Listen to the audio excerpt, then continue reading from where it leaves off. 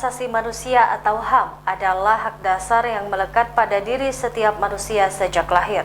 Sebagai anugerah Tuhan yang Maha Esa, bersifat universal, tidak dapat dicabut dan wajib dihormati, serta dilindungi oleh negara, hukum dan semua orang. HAM menjamin martabat manusia tanpa diskriminasi suku, agama, ras, atau gender, termasuk hak seseorang untuk mendapatkan layanan kesehatan.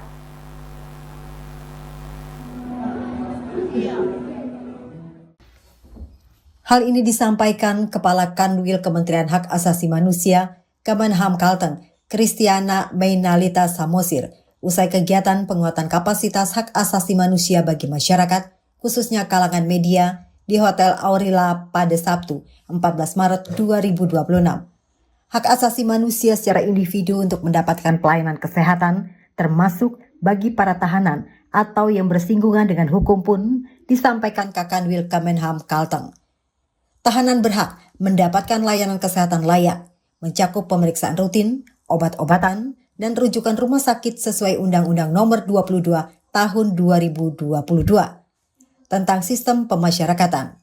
Pelayanan ini gratis, profesional, dan non-diskriminatif, meliputi kebutuhan jasmani, rohani, perawatan khusus seperti ibu hamil dan menyusui, serta perlindungan dari hal-hal yang mengancam dan harus mengikuti prosedur yang berlaku. Memperoleh kesehatan. Nah, di dalam lapas ataupun rutan itu kan sudah ada kesehatannya. Nah, iya, tapi ada kesehatan kliniknya. Nah, memang dalam hal membawa tahanan itu keluar dalam hal berobat itu tidak melanggar hukum sebenarnya.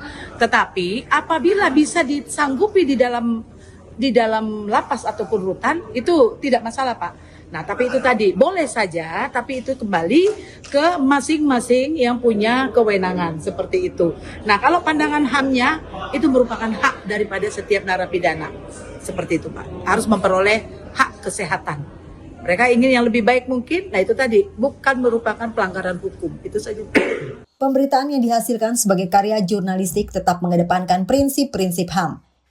Kemudian menjawab pertanyaan masyarakat yang masuk ke pihaknya, Kakanwil mengatakan, terkait dengan pemberitaan di medsos ataupun media konvensional yang sangat cepat, Kakanwil menanggapinya bahwa seharusnya pemberitaan baik di medsos ataupun media konvensional wajib mengikuti SOP yang berlaku setelah melalui cek and recheck keakuratannya. Memberitakan dan mengutamakan prinsip-prinsip HAM yang ada di dalam pemberitaan agar apa yang tidak kita harapkan dari masyarakat ataupun dari pembaca tidak salah tafsir, demikian seperti itu. Kalau yang dilihat selama ini seperti apa dan perubahan seperti apa di medsos ataupun yang ada di medsos, wartawan medsos ataupun wartawan ini selalu mengatakan bahwa itu sudah supaya katanya lebih menarik daripada berita mereka. Nah, makanya dari itu kita coba menyikapi dengan positif.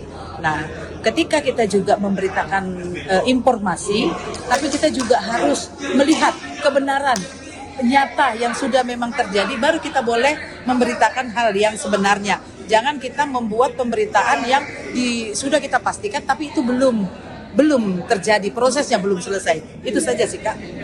Peran media massa juga Kementerian Hak Asasi Manusia melalui Kanwil Kalteng dalam memperjuangkan hak asasi manusia atau HAM dan demokrasi tidak bisa diabaikan.